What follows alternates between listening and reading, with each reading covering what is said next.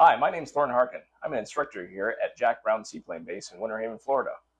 We're going to start our YouTube series today about seaplanes, and I invited my friend Rex to talk about going from an airliner to a seaplane. So, Rex, without further ado, hi. Thanks, Thorne. Pleasure to be here. You know, I'm Rex Burns, live in South Florida. Grew up around airplanes. Granddad flew in World War II. Spent the summers looking at his logbooks. Knew from an early age I was going to be a pilot too. Packed up my gear after high school, moved to Florida, and went straight away earning my ratings. Graduated to charter and wound up at the airlines where I'm at today. Oh, nice. Awesome. Yeah, and I don't know if you mentioned it, but we got to fly together, flying the Airbus. We did. How we got to meet. It is, yes. Some trips together, met up at Sun and Fun a couple times. We have. Yes, we have. Yeah, just kept the back and forth fun together, and then I guess one day you called me up or texted me and you're like, "Hey, I want to do the seaplane thing." Well, you did a pretty good sales job for I did. Yeah, okay. a little bit while we were flying together, telling me how fun it was flying seaplanes, and that getting back to the fundamentals, the flying and the skills that we chip away at and hone in the early stages of our career. Those are we refine those skills when we get back to doing the fundamentals of flying something like a seaplane, which I hadn't done in ever. Right. So, before I get into questions here, I'll ask you one off the cuff here. When was the last time, before you and I jumped in that Super Cup, when was the last time you flew a small airplane? I keep my CFI renewed, so it's about once every 2 years. Okay. Generally in a 172 or something along those lines. Yeah. Would you say you kept the CFI, but would you say you were proficient enough in the 172 to go out and absolutely not. Right. So absolutely not. So when was that last time you were jumping in small airplanes all the time? You said you were CFI. I would say from memory would have to have been the late 90s. Oh, okay. So it's been a considerable amount of time. Gotcha. Yeah. Gotcha. And then you were burning dead dinosaurs. Yes, sir. Yeah, I was just grinding it out. It went from a hobby to to CFI to a job, and that's where I was kind of what the path used to be like. Very much. Kind of is. Right, exactly. Cool. Well, I'll start asking you some questions here. Sure. That we had come up prior to this. When was the last time you're flying? It felt new to you. I would absolutely say acquiring the seaplane rating was because it immediately made me a student again. Thorne. Oh yeah. It took me out of my comfort zone. The standardization, the automation, everything that I've become very comfortable with went out the window immediately the second I stepped into the airplane. Yeah. And it was man, machine, and nature all of a sudden. Okay. And I'm reading currents and wind. And shadows in the water, stuff that I had never even considered before. So it was very new for me, very exciting. So prior to the seaplane flying, when was the last time? I can think of last time flying felt new, and that might have been when I transitioned in the airline industry. So flying the Airbus, get my type rating. That was definitely new to me. Sure. I had some type ratings prior to that, but that was do you have that other definitive moment, like my example? Of course. Well, very similar to yours. When you transition from even a corporate jet to an airline, it's a completely different ballgame. So in addition to the seaplane rating, transitioning from small jets to airlines was definitely a feeling of new. And I think you said you did a lot of Seminole. You were flying the Seminole. My early days as a flight instructor was primarily piston twins, yes. And then going from piston twin to a jet. In the Mach numbers. Right. My first type rating was a Learjet, and that was absolutely a large learning curve and a new experience. Right. I get that. Yeah. What Lear was that? That was a Lear 25. Oh. Yeah. Wow. Noisemaker. Rocket ship. Yeah. Yes. Yeah. That's awesome. Yeah. All right. Well, as a seasoned airline pilot, what surprised you most about learning seaplane flying? Again, it's very dynamic flying. There's no paved runway there waiting for me. It is I have to determine where the wind's coming from, what the best approach angle is, be aware of obstacles and terrain and noise consideration. So it's in the airline world, it's very standardized. I have dispatch. I have a first officer sitting there helping me. I've got automation, ASES, that sort of thing, feeding me a ton of information. Whereas in the seaplane, in the Super Cub, it's me, myself, and I, and nature, and the machine. Yeah, that's funny. We flew a couple times in the Airbus together. We did. Had some good trips there. So, can you think of a specific example of, and just to give the audience some background, who might not be as spun up on the airline industry, but we almost get everything handed to us, right? As soon as we show up to the gate. The maintenance forms are right there. Your release from dispatch is sitting right there. So really, you're just hitting there, 100%. plugging it in, right? 100%. And then, trying to think of anything else. The gate agent's going to bring their forms. It literally, like a lot of guys like to say, you get on, turn left, and that's the extent of flying an airliner. Sure. And everything else is there waiting for you. Show up and turn left. Can you think of another specific example of the surprise factor there when it came to the seaplane? Because I'll give you an example. We go out, even though we're in an airliner, we would check our NOTAMs, right? We've got our packet there or the iPad, whatever our approved source is. But, you're jumping out in the seaplane. We have to make sure we got our PFDs all squared away. We got our headsets. We checked our NOTAMs. We pumped the floats out, right? And this is even before we get to shove off from the dock or the ramp. Can you think of another specific example of surprise that you had out in the seaplane? Or maybe maybe you had this image of what a seaplane pilot was like. Right. And then you got here and you were like, well, 100%. In my mind, I thought acquiring a seaplane rating was going to be like a proficiency check or a check out in any other airplane. Okay. I demonstrate good airmanship, good judgment. I mitigate risk. And I demonstrate that I can manipulate the controls and get the airplane from point A to point B. In the seaplane, the airplane itself is merely part of the equation. The entire operation of the seaplane, considering wind, water conditions, depth, terrain, is all the big picture, and the airplane is merely part of that big picture. It really opened up my situational awareness and it forced me to evaluate and analyze things from a different angle. As a seaplane pilot, it really did. Cool. That's good. We kind of we're starting to get into this, but how different from the airline flying was it to? We kind of give an example of showing up to the gate, but give me a little bit more about a typical day flying an Airbus, and then coming in and flying that seaplane. Exactly, could be polar opposites would be the best way to describe it. Like we were discussing earlier, you show up to the airplane, you have your flight plan package, get on board the airplane. All of the duties are already laid out. Each guy knows or gal knows exactly what he or she's doing. It's a matter of get it done efficiently and in a timely manner and get off the gate.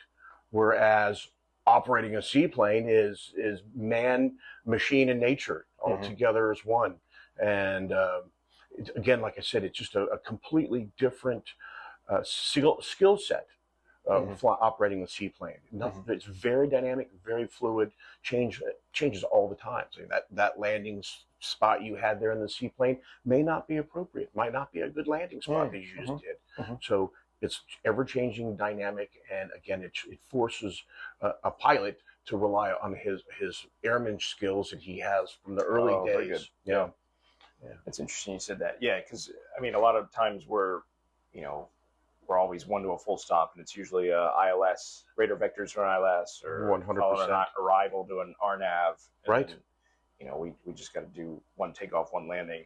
We might do that 3 times a day, easy. Tops. You sure? So going out here and there's no runway waiting for us. There's no instrument departure. There's no en route. There's no ILS. It is up to the pilot to determine his best course of action. Right. And this will give us some explain to the audience a little bit about the type of aircraft we were flying. We were flying an Airbus, very highly automated, flight augmentation computers. So, do you remember some times I was like, "How about a little left rudder? How about a little more rudder?" And can you bring some of that into? I almost call it a little atrophy. 100%. Flying that type of automated airplane. Well, as you well know, Thorne, it's when you get in the airplane and you engage the autopilot with all of the redundant systems that you have. It's almost literally a turn the autopilot on and feet go flat on the floor, and you almost don't change that position till you land, roll out, the autopilot comes off. So flying a single engine airplane or a seaplane it's back to the basics, back to coordinated turns.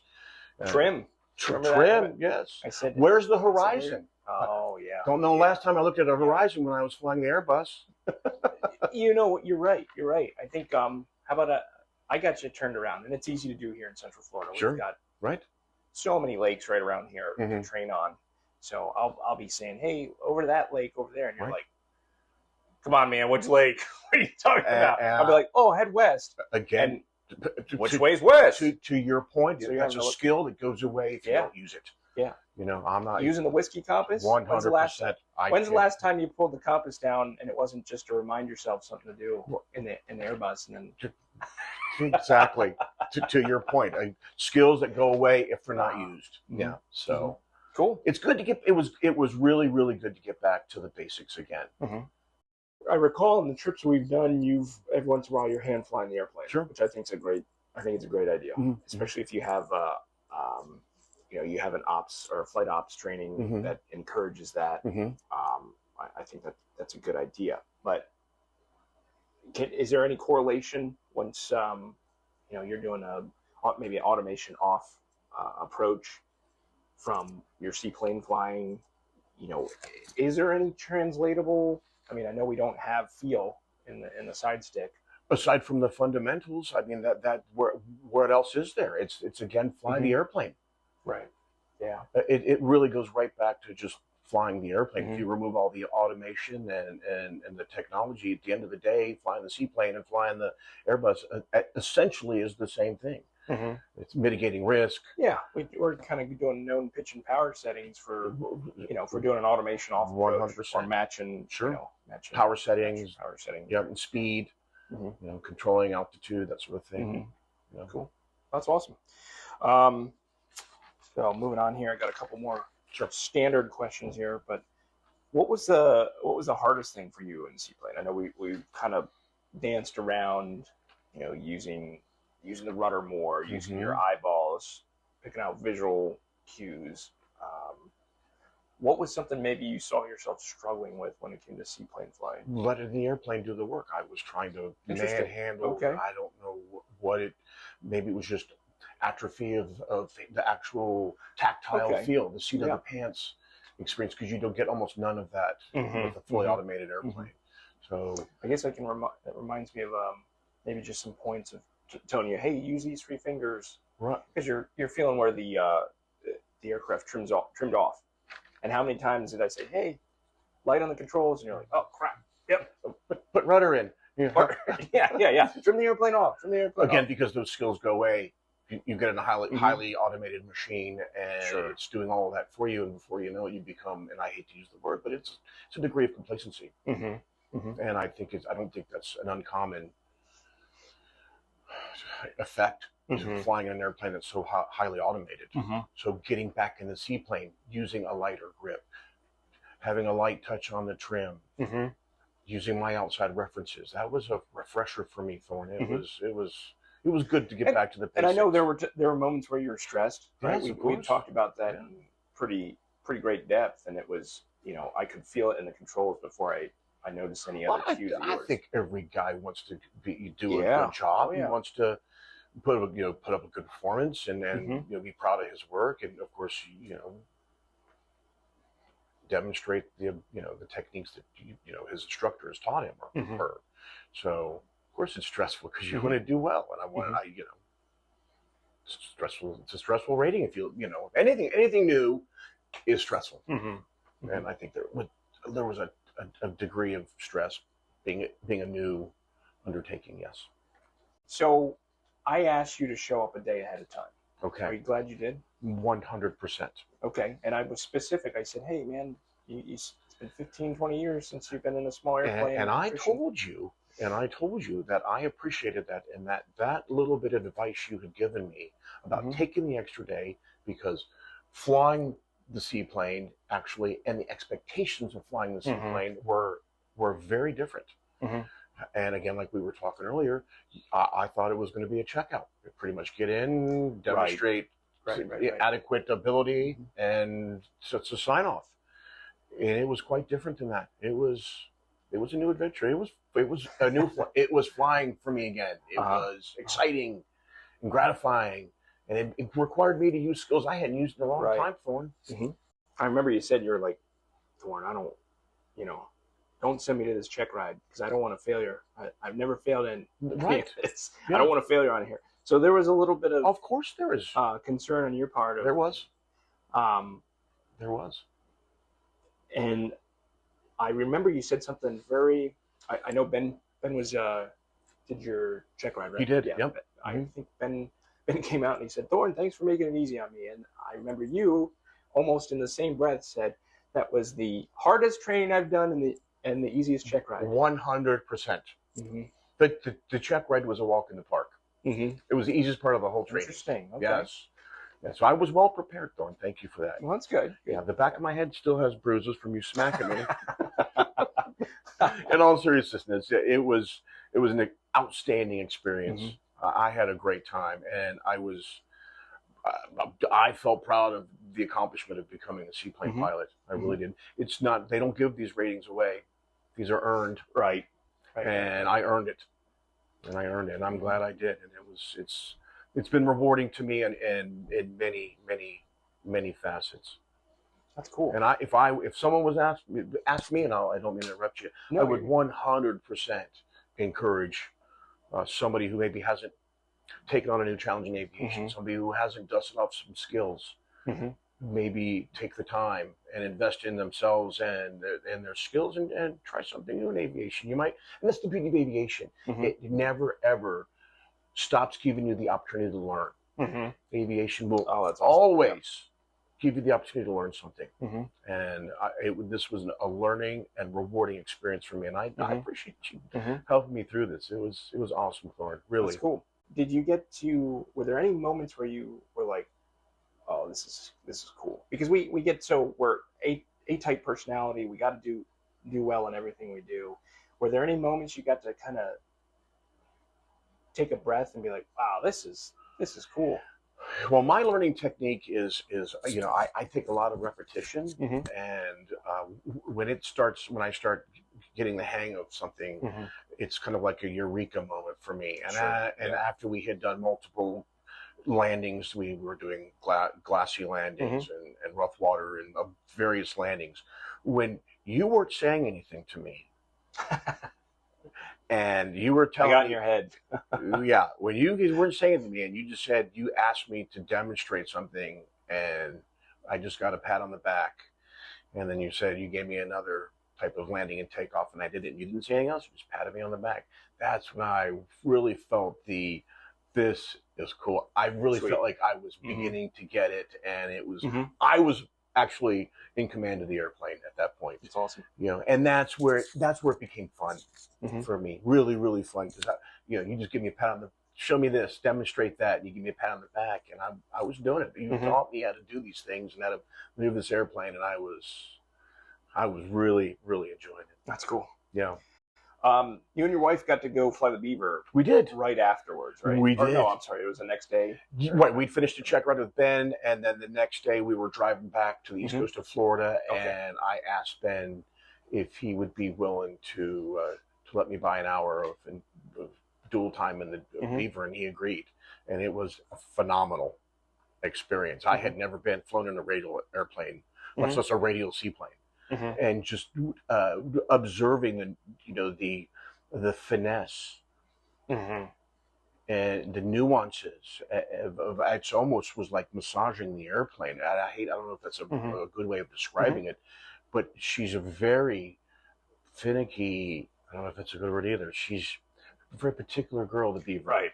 Yeah. And watching somebody that knew how to manipulate her and get her to do what they wanted her to do was very impressive. Oh yeah. Yeah. You know. Yeah. So it gave me more appreciation for that level of seaplane flying. Yeah. No, I completely understand that. I'm fortunate. I'm still flying those types of airplanes. Yeah. Right. But you wind up getting, you wind up getting an Airbus, and it's like you flip the switch, push the button, and the engine starts. Done. And here in the Beaver, that R985, it was moving this and here and watching this and this, and I'm like, wow. I was impressed because, as you described, starting the Airbus is literally just a series of buttons and knobs and turns, and the rest is magic. Yeah. Mm. Yep. Yeah. Well, cool. That's awesome. Yeah. Well, Rex, Thorne, it was a pleasure. Thanks again. I've enjoyed. I'm glad we got to fly again together. Get current. Thank you. And I really appreciate you doing this. It's my pleasure. And, just telling your story of airline to seaplane flying, and again, appreciate it. And folks, stay tuned for some other videos that we're going to do here. So thanks again for tuning in. Thank you, Thorne. Appreciate it. Awesome. Thank you.